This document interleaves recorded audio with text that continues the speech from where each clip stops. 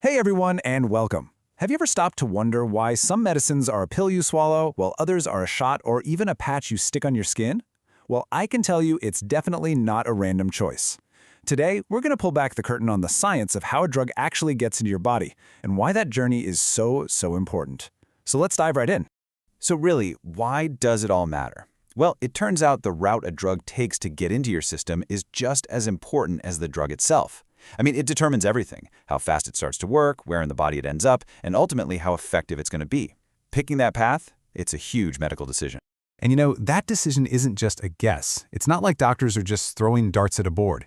They follow a kind of checklist, a really logical process to find the perfect match between the drug, you the patient, and what's going on with your health. Let's break down what they're actually looking for.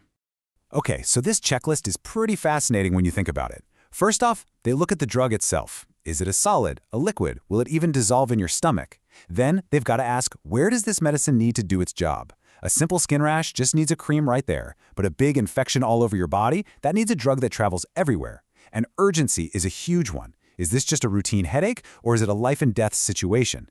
They also have to think about the journey, like, will your stomach acid just destroy the pill?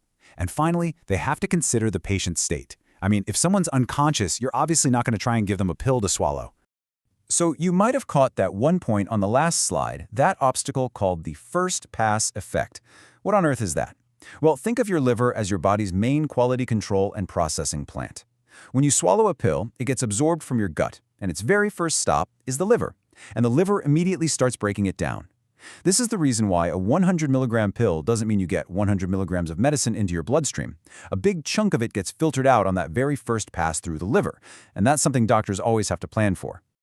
All right, so keeping all of that in mind, the obstacles, the urgency, let's picture a really high-stakes scenario. You're in an emergency room. A patient's life is hanging in the balance. What is the absolute, hands-down, fastest way to get medicine into their body and working? And there it is, the undisputed champion of speed, intravenous or IV delivery. See, by injecting the drug directly into a vein, it completely bypasses the stomach, it bypasses the intestines, and it totally skips that first pass effect in the liver. It just hits the bloodstream instantly and can get to work in as little as 30 to 60 seconds. When every single moment counts, IV is always the answer. Okay, so we know IV is the king when speed is everything. But now let's get back to the routes that most of us are a lot more familiar with. The pill you swallow, the shot you get in your arm muscle, and that IV drip. Let's put them head to head and see how they really stack up. This table really lays it all out, nice and clear. Oral pills are the most common for good reason, right? They're safe, super convenient, and painless. But the downside is they're slow and they get hit hard by that first pass effect.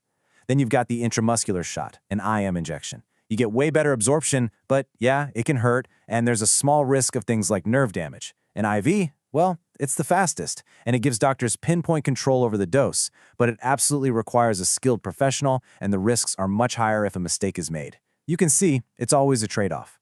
But wait, there's more. It's not just about pills, shots, and IVs. Medical science has gotten seriously creative, developing some incredibly clever ways to get drugs exactly where they need to go. Let's go on a quick tour of some of these really specialized routes.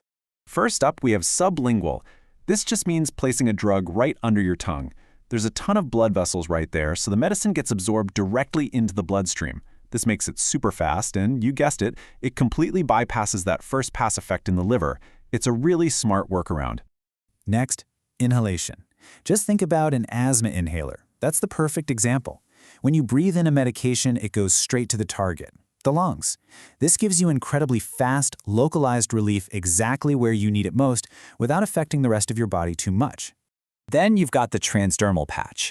We've all seen these, right? For things like quitting smoking or preventing motion sickness.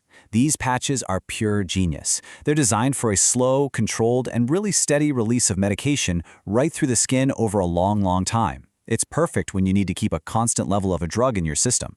And for something that sounds like it's straight out of a sci-fi movie, check out intrathecal delivery. This is when medicine is injected directly into the fluid around your spinal cord. They use it for things like spinal anesthesia because it lets drugs sneak past the body's super protective bodyguard for the brain, the blood-brain barrier, and act right on the central nervous system. So after all that, what's the big takeaway here? Why is it so important for you to understand how all these different routes work when it comes to your own health? It really all boils down to this one crucial idea. The way a drug is delivered isn't just an afterthought, it's a fundamental part of the therapy. Putting the right drug on the wrong path might mean it doesn't work at all, or even worse, it could be dangerous. The route is what makes sure the medicine is safe, effective, and perfectly tailored to both the illness and the person. And that just leaves us with one final thought to chew on. We've seen medicine's journey go from simple pills to injections directly into the spine.